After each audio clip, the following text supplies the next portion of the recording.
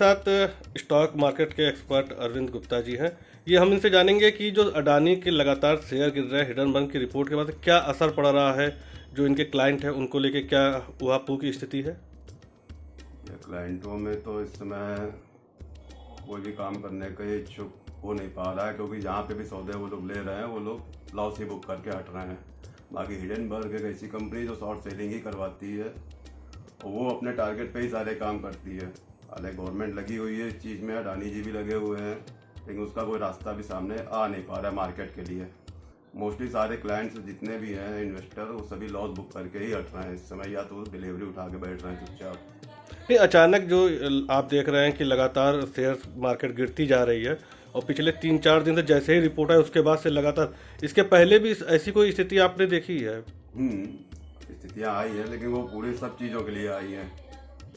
All world वाली level पे आया है इस टाइप का मैटर, लेकिन इतना नहीं हुआ है कि जितना इस समय हो रहा है। आगे की क्या स्थिति आप इसको देख रहे हैं कि किस तरह से आप इसको ले रहे हैं? आगे थोड़े दिन बाद, अब ये सुनामी आई तो थोड़े दिन में सही हो जाएगी ये भी चीज़। तो हिंडनबर्ग की जो रिपोर्ट है उसको लेके अभी तक संशय बना हुआ है, क्योंकि इस पर जांच भी नहीं हो रही। ये सब तो लोग जो लाखों करोड़ों रुपए लगा चुके हैं, आपके भी कई क्लाइंटों का लगा होगा पैसा, उनकी क्या इस वक्त मनोस्थिति है, क्या चल रहा है? उनकी मनोस्थिति तो वो बस ये है कि कुछ कर नहीं पा रहे हैं वो लोग, बस रुके हुए हैं कि हम क्या करें, डिसीजन नहीं ले पा रहे हैं। क्योंकि देखिए, न्यूज़ जो आती है, जो न्यूज़ देने वाले लोग होते हैं, उनके चक्कर में ये क्लाइंट ज़्यादा फंस जाते हैं। नहीं, आज जो सुबह एक रिपोर्ट चली है और एक खबर भी चल रही है कि अमेरिकन जो शेयर मार्केट डाउ जोन्स, वहाँ से इनकी जो है कंपनी को अनलिस्टेड करने की तैयारी चल रही है। वो भी एक बड़ा झटका माना जा रहा है शेयर मार्केट में।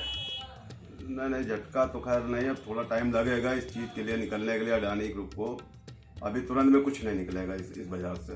तो जो शेयर खरीदे हुए उनके लिए कुछ राय? उनके लिए राय यही है कि अगर हल्का फुल्का लॉस है तो लॉस बुक करके हट जाए, नहीं तो अगर सामर्थ्यवान है तो आप अपना शांति से चुपचाप बैठे रहिए। नहीं, अभी मैं देख रहा हूँ करीब 10 मिनट में कोई शेयर, अब क्योंकि एक तो लोअर सर्किट लग रहा है लगातार, और आप बता रहे पीछे से भी कोई रिस्पांस नहीं आ रहा अडानी ग्रुप को लेके। आज दोपहर में कुछ मीटिंग होनी है, शायद उसका रिस्पांस आ जाए कुछ ना कुछ जी। अभी मैं कुछ कह नहीं सकता हूँ। इसी दोपहर के बाद 3 बजे के आसपास कुछ रिजल्ट आने शुरू हो जाएंगे। मतलब अडानी ग्रुप इतना नीचे नहीं जाएगा हमारे हिसाब से अभी आज के लिए। बाकी अभी आगे फर्दर जो हिंडनबर्ग की रिपोर्ट चल रही है उसका जब तक क्लियरिफिकेशन नहीं आएगा तब तक अभी अस्थिरता ही बनी रहेगी, स्थिरता नहीं रहेगी वजह अडानी के शेयरों में खास तौर से। तो अभी लोगों को कहा जाए कि आप स्थिर रहिए, थोड़ा संयम बरता जाए। बस सिर्फ संयम बरते, शांति से बैठे। अगर किसी को लॉस बुक करना हो लॉस बुक करके हट जाए, नहीं तो अपना शांति से चुपचाप बैठे रहें। बाजार के दिन फिर से पलटेंगे। चलो, बहुत बहुत धन्यवाद। अडानी ग्रुप के लगातार शेयर गिरते जा रहे हैं। हिंडनबर्ग की रिपोर्ट के बाद से जो इस साल लगातार अडानी जो पिछले साल कमा के रखे थे 1 महीने में ही गंवा चुके हैं।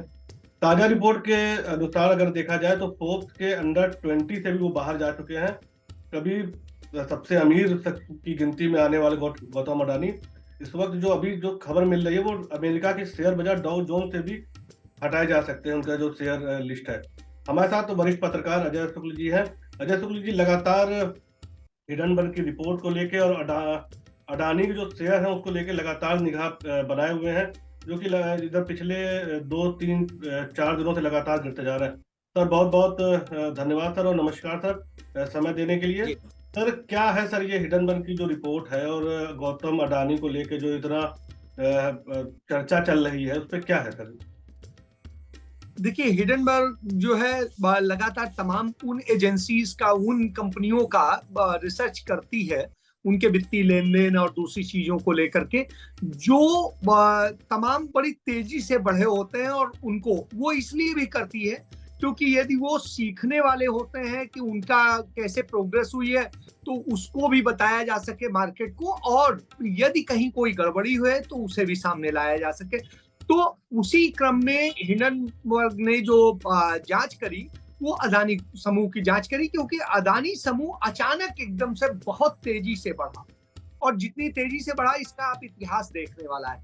अदानी समूह 1985 तक कुछ नहीं होता, और स्थिति ये हुए 1985-86 के दौर में जब वो शुरू हुआ, छोटे से एक बिजनेस के तरह शुरू हुआ, कुछ सप्लाई के तरह शुरू हुआ, एक्सपोर्ट इंपोर्ट से। और उसके बाद में धीरे धीरे धीरे वो बढ़ते आया, और जब गुजरात में भारतीय जनता पार्टी की सरकार बनी उसके बाद में उसका बड़ी तेजी से विकास हुआ। और जब नरेंद्र मोदी वहां मुख्यमंत्री बने तो उस दौरान उसे तमाम सारी वहां की, चाहे कोस्टल लैंड हो, दूसरी चीजें हो, उसको बहुत सारी चीज दे दी गई। तो पिछले 30 साल में उसकी जो वृद्धि हुई थी, और उसके बाद में जो पिछले 9 साल के भीतर अडानी ने जिस तरीके से प्रोग्रेस की है वो अपने आप में ऐतिहासिक। तो इतनी बड़ी, इतनी तेजी से किसी भी दुनिया की कंपनी ने प्रोग्रेस नहीं की। तो ये निश्चित रूप से था कि जो व्यक्ति 2014 तक हिंदुस्तान के 500 अमीरों में भी नहीं शामिल था, वो शख्स अचानक एकदम से दुनिया का दूसरे नंबर का सबसे बड़ा शख्स बन जाता है। तो उस स्थिति में उस पर रिसर्च बनती थी, उसने रिसर्च की। जी सर, जी सर, जी सर, उसने रिसर्च की और रिसर्च में पाया कि उसको गवर्नमेंट ने बेजा जो है मदद की है, और जो भारत सरकार के अधीन जो तमाम सार्वजनिक निर्गम है उनके जरिए जिस तरीके से मदद दी गई, जिस तरीके से भारतीय बैंकों की जो सार्वजनिक बैंकों के जरिए मदद दी गई, जिस तरीके से भारत के तमाम सारे जो इंटरप्राइजेज हैं जो सार्वजनिक, उनसे मदद दी गई, जैसे LIC है और दूसरे तमाम संस्थान है, तो वो दिया गया है। उसके अलावा तमाम जो भारत सरकार के अधीन आते हैं, तमाम सारे पोर्ट्स, एयरपोर्ट्स और दूसरी चीजें, तमाम चीजों को उन्हें दिया गया। उन सब ने उनके बढ़ने में मदद की। उसके बाद में उनके पक्ष में कानून बनने लगे, उनके पक्ष में सरकारें अपने जो नियमों को शिथिल करने लगी। तो ये सारी चीजें देखने को मिली, और ये 2-3-4 राज्यों में खासकर देखने को मिली। जैसे एक देखने को मिला गुजरात में, महाराष्ट्र में, पश्चिम बंगाल में। तो इस तरह के राज्यों में तो पूरी छूट दी गई। छत्तीसगढ़ में जिस समय भारतीय जनता पार्टी की सरकार थी, उस समय वहां के आदिवासियों का जो देवता के तुल्य पर्वत माना जाता है, उस पर्वत की पूरी को भी उन्हें सौंप दिया गया, जिसको लेके आदिवासी बड़ा आंदोलित रहे। तो यह स्थिति थी इस। जी पर सर, खाली भारत के ही बैंकों ने नहीं, और यहाँ पे कर्ज नहीं, विदेशों से भी काफी कर्ज लिया है गौतम अडानी। मैं उस पे आता हूँ, एक मिनट, मैं उसके अलावा बताता हूँ। तो एक तो ये हुआ। दूसरी चीज क्या हुई कि भारत में supreme court, justice Arun Mishra थे। अरुण मिश्रा ने सुप्रीम कोर्ट में बैठ करके अडानी के एजेंट की तरह काम किया, और अरुण मिश्रा ने कोविड के इर्द गिर्द के समय में, आप 2019 और 20 के आसपास का आप देखेंगे, उन्होंने अचानक 7 ऐसे जजमेंट दिए जो मतलब अपनी परिधि से बहुत ज्यादा बाहर जाकर के थे, और जो तमाम सारे मामले विचारित हो चुके थे, और उसके बावजूद उसमें गलत तरीके से जजमेंट दिए। तो आप ये समझिए कि उनकी घुसपैठ सुप्रीम कोर्ट तक बनी। उसके बाद में उसका इनाम भी मिला, जिन जिन लोगों ने उन्हें वो किया उसका मिला। प्रधानमंत्री हमारे नरेंद्र मोदी आज जिस विमान से चल करके पूरे देश भर में प्रचार करते थे, उस अडानी के विमान के मामले में आप एक चीज समझिए कि उन्होंने उन अडानी को किस तरीके से लाभ दिया, ये देखिए। फिर जस्टिस अरुण मिश्रा ने यदि वो किया तो उन्हें लाभ मिला, नृपेंद्र मिश्रा को लाभ मिला। ये वही नृपेंद्र मिश्रा है जिन्होंने मुलायम सिंह के सेक्रेटरी रहते हुए गोली चलाने का जो आदेश राम भक्तों पर दिया था, ये वही नृपेंद्र मिश्रा है। और आज वही नृपेंद्र मिश्रा उस राम जन्मभूमि ट्रस्ट के चेयरमैन। तो इससे बड़ा और विडंबना क्या हो सकती है। तो इस तरह की स्थितियां हैं। इसके बाद में आप आइए, जो अनाजों की पूरी सप्लाई थी विदेशों में, उसको लेके हुआ। और उसके बाद में हमारे जो इस समय राष्ट्रीय सुरक्षा सलाहकार हैं अजीत डोभाल, उनकी कंपनी, उनके दोनों बेटों को इस्टेब्लिश करने में उन्होंने मदद की। नतीजतन उन्होंने दुनिया भर में जाकर के वहां की सरकारों के साथ जब डील किया, तो उस डील के साथ में अडानी के लिए फेवर करने की बात हुई। और इसका नतीजा क्या हुआ कि तमाम सारे विदेशी बैंकों से भी और संस्थानों से भी उन्हें मदद मिली। तो इस चीज को समझने की जरूरत है कि इस तरीके से हुआ। खुद हमारे प्रधानमंत्री ने ऑस्ट्रेलिया आज तक एक बार विजिट किया, और जब ऑस्ट्रेलिया गए तो अपने साथ अडानी को लेके गए और SBI की चेयरपर्सन को लेके गए। नतीजा क्या हुआ कि वहां का जो मैं वही कह रहा हूं कि वहां पर जो है वहां का ठेका दिलवाया उन्होंने पूरा माइंस का, और ठेका दिलाने के बाद में उसने ठेका देते वक्त कहा कि इसकी गारंटी कौन लेगा, तो उनका इसकी गारंटी भारत सरकार लेगा, और भारत सरकार ने गारंटी पे साइन किए और एसबीआई ने फाइनेंशियल उसके लिए साइन किया और सारा लोन दिया भारत की सीमा के बाहर। यह आपको समझने की जरूरत है।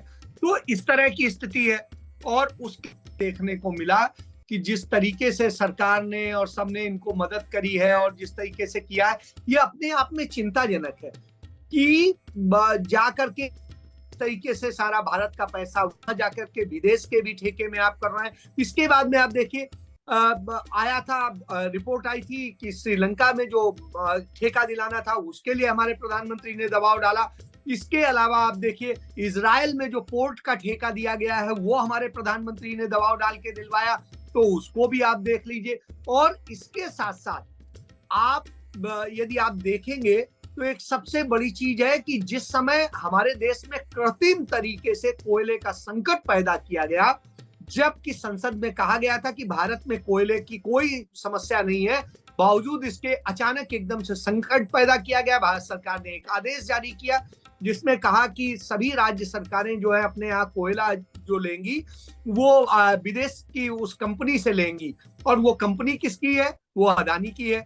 तो ऐसी स्थिति में जो हमें 3500 रुपए का कोयला मिल रहा था भारत सरकार से और भारत से, वही कोयला सेम स्टैंडर्ड का कोयला और उससे कम अच्छा है, वो 35,000 रुपए टन हमें दिया गया। तो उस क्राइसिस में हमें लूटने का काम किया गया। तो इस तरीके से है, इस तरीके से अडानी को मदद की जाती है। और जब आप देखिए एफपीओ वो लेकर के आए और सारी तरफ से उनके शेयर डूब रहे थे, सारी चीजें हो रही थी, उस स्थिति में सरकार ने किस तरीके से एलआईसी से पैसा लगवा दिया, बैंकों से लगवा दिया, और अजीत डोभाल के बेटे जिन कंपनियों में जुड़े हुए हैं यूएई में, उन्हीं कंपनियों के जरिए किस तरीके से पैसा लगा करके, और कहा गया कि हाँ पूरी तरह सब्सक्राइब हो गया, और अगले ही दिन वो कंपनी अपना पैसा निकाल के और बाहर हो गई। तो ये आपको इससे आप समझ सकते हैं कि किस तरीके का खेल है और कैसे खेला जा रहा है। सदन में इसको लेके काफी हंगामा हुआ, कल भी सदन नहीं चलने दिया गया।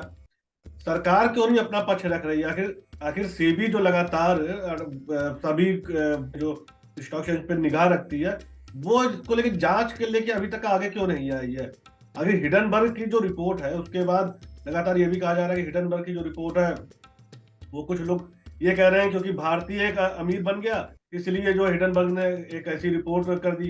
ऐसा तो कुछ नहीं, क्योंकि पहले इसके पहले चाइना और अमेरिका को भी लेके उसने कई रिपोर्ट जो है जारी की। सदन में मुद्दा क्यों नहीं उठा रहा और सेबी क्यों नहीं जांच को लेके आगे बढ़ रही है कि सेबी जांच क्यों नहीं करना चाहती अभी तक इसको लेके? आप एक बात बताइए, सरकार डर क्यों रही है? इसमें सरकार का तो इशू नहीं बताया जा रहा है। जब है तो सरकार को, जब प्राइवेट एक बिजनेसमैन के मामले की जांच है तो सरकार क्यों नहीं कराना चाहिए?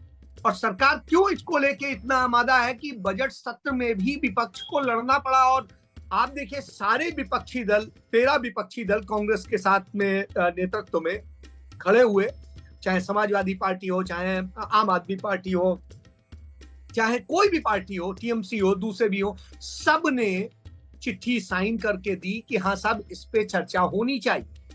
क्यों नहीं कराना चाहिए? और जांच होने के पहले ही ओम बिरला कह देते हैं इसमें कुछ नहीं है, सुगूफा है।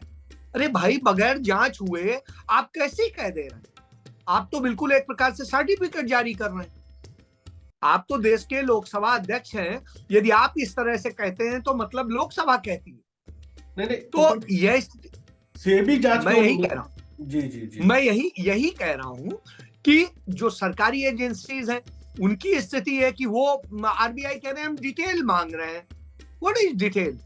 आप सेबी को तुरंत एक्शन लेना चाहिए। दुनिया के 9 देशों ने अपने यहाँ इसको लेकर के जांच शुरू कर दी, और भारत में स्थिति है कि आप देखिए क्रेडिट स्विस ने तो इनके सारे बॉन्ड पे वो जीरो कर दिया जी। तो आप ये समझिए इस स्थिति के बाद में कि वैश्विक संस्थाएं जांच कर रही हैं, सब कुछ हो रहा है, भारत में आप जांच करने से और उससे करने से डर रहे हैं। क्यों डर रहे हैं? क्योंकि इसमें देश के प्रधानमंत्री नरेंद्र मोदी का सीधे इन्वॉल्वमेंट है, और चूंकि नरेंद्र मोदी का इन्वॉल्वमेंट है, इस डर से ये सारे संस्थाएं हो या उनके नेता हो या तमाम सारे पदाधिकारी हो, वो बोलने कहने और उससे डर रहे हैं। और इसलिए नहीं तो ये कोई न राष्ट्रीय सुरक्षा का विषय है न कोई और विषय।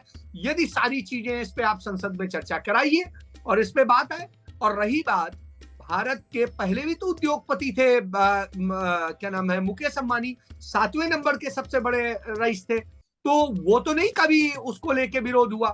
तो यदि ये स्थिति है तो इन चीजों, और एक जमाने में ऐसा नहीं है, एक जमाने में कभी जब 80 के दशक की बात करेंगे तो आप अंबानी को लेकर भी विवाद खड़ा हुआ था और उसमें सच सामने आया था, और उसके बाद में उन्होंने अपने तमाम सौदे रद्द किए थे। तो इससे आप समझ सकते हैं कि जब गड़बड़ करते हैं और इस तरह की रिपोर्ट आती है तो एक्शन होते हैं। सरकार ने भी एक्शन लिया। आज स्थिति क्या है?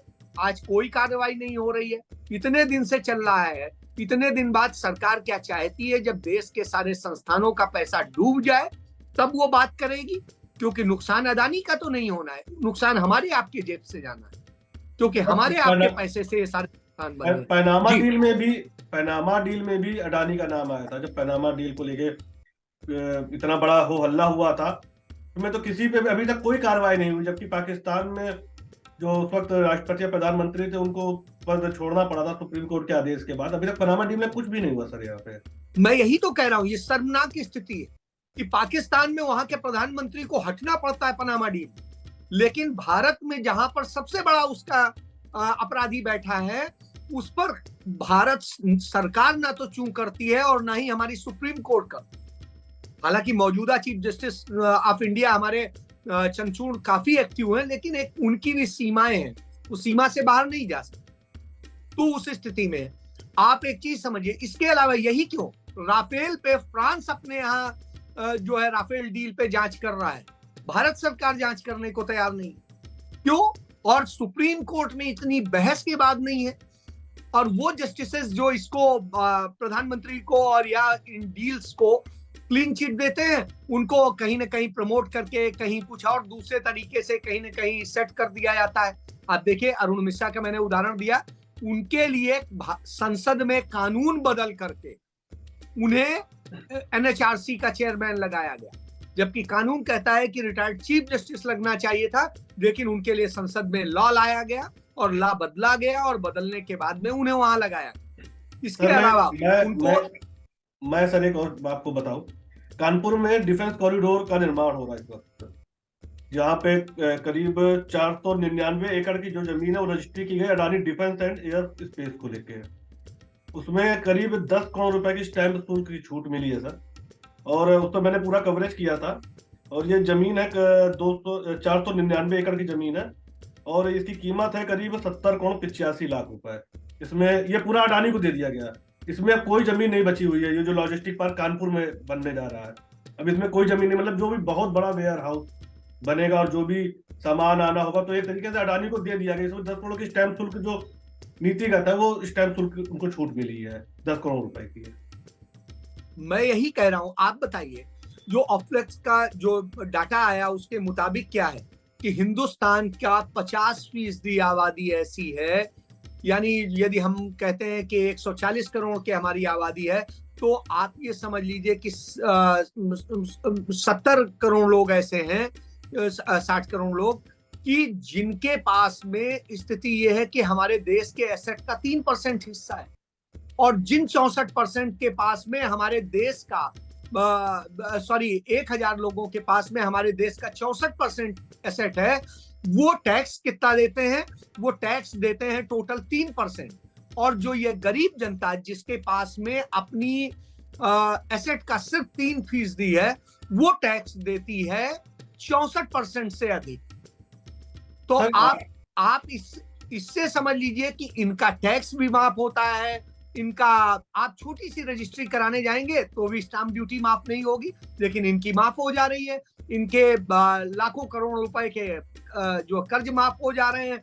बैंकें कंगाल हो जाए देश की लेकिन इनको आप बनाए रखिए। LIC जो है इनके एसेट को खड़ा करने के लिए 70,000 करोड़ रुपए इन्वेस्ट कर देती है। तो इस तरह से स्थितियां हैं कि ये असल में जानते हैं यदि सिर्फ बिजनेस करते तो कोई परेशानी नहीं थी, ये बिजनेस कर रहे हैं हमारे आपके खून को चूस कर, जिसका नतीजा है कि आज भारत दुनिया के सबसे बड़े औसतन कर्जदारों में से एक हो गया है। और हमारा जो कर्ज है जो 55 लाख करोड़ से कम होता था 2014 तक, वो आज हमारा 160 लाख करोड़ रुपए का कर्ज हो गया है। सिर्फ 8 साल की ये नरेंद्र मोदी की मेहनत का नतीजा है। जी अडानी को बचाने के लिए LIC लगातार खरीद रही है अडानी के जो शेयर है, और स्थिति ये है कि जो LIC के अपना जो शेयर प्राइस है वो जब खुला उसके नीचे स्तर पे चल रहा है। मतलब LIC अपने आप को खुद नहीं बचा पा रही है, और क्योंकि LIC इतना पैसा LIC के पास है तो पूरा पैसा जो अडानी को बचाने में लगाया जा रहा है अडानी के शेयर में। क्योंकि पिछले अगर 16,500 करोड़ का जो हमने 1 या 2 दिन पहले जो घाटा हुआ था LIC को हुआ था, आगे की क्या स्थिति हो सकती है इसको लेकर सर? क्योंकि 3-4 दिन में जो शुरुआत में जैसे शगुफा बोला गया, पर आज जो है, आज सुबह जो खबर चली कि अमेरिका का जो शेयर बाजार है डाउ जोन्स, उससे इनको जो है लिस्ट से बाहर करने की बात चल रही है, इनको बाहर किया जाएगा। तो आगे की क्या हो सकता है कि आगे? आप एक चीज देखिए, पहले दिन 20 समथिंग % शेयर गिरा था, फिर गिरते गिरते गिरते आज भी 35% शेयर गिरा है अडानी इंटरनेट। मतलब आप समझ लीजिए कि वो शायद जो उसकी कीमत यदि ऐसे गिन लीजिए कि 100 रुपए होती थी, तो 100 रुपए से आज वो करीब 20 रुपया का रह गया। तो इस तरह की स्थिति में आके खड़े हो गए। आप ये लगातार गिरना जारी है तो इसमें नुकसान किसका हो रहा है?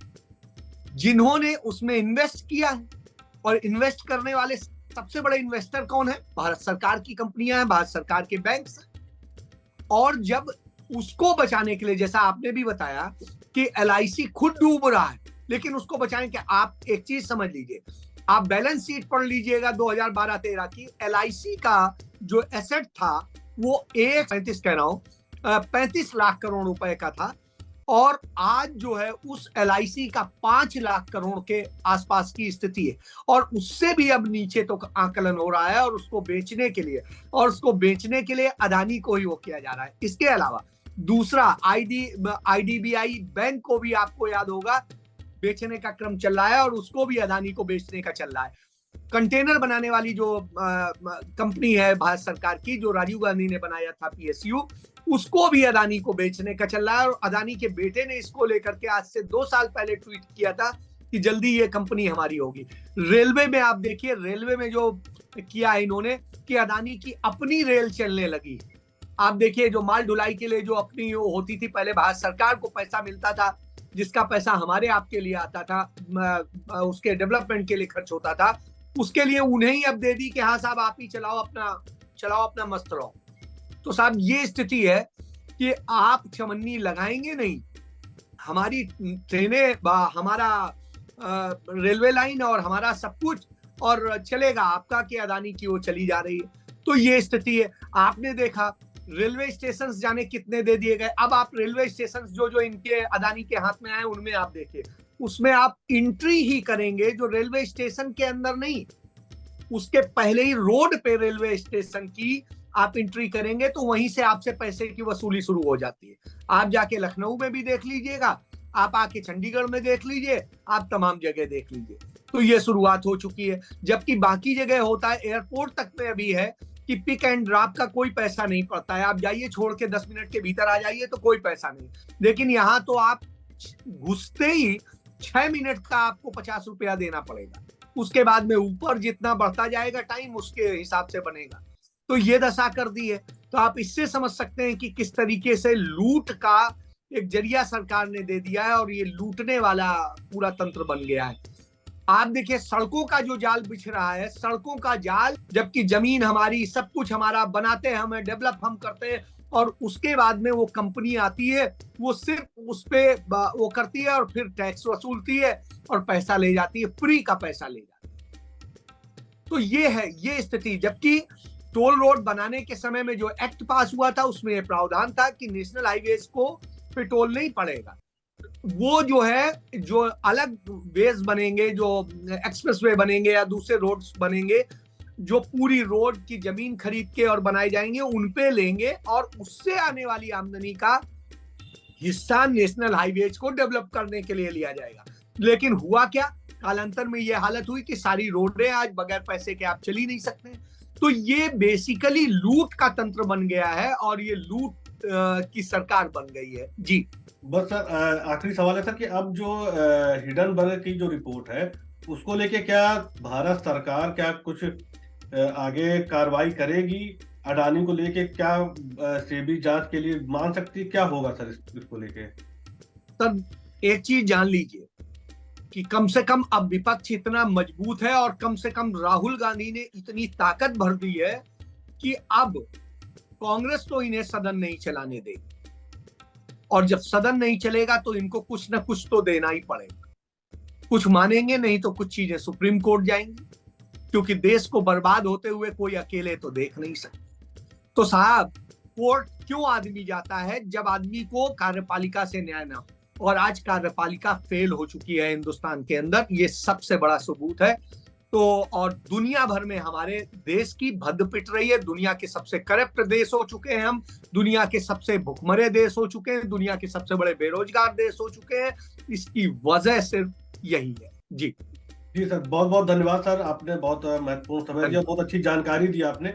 हम आपसे इस तरह से और भी चर्चा करते रहेंगे। नमस्कार सर। नमस्कार।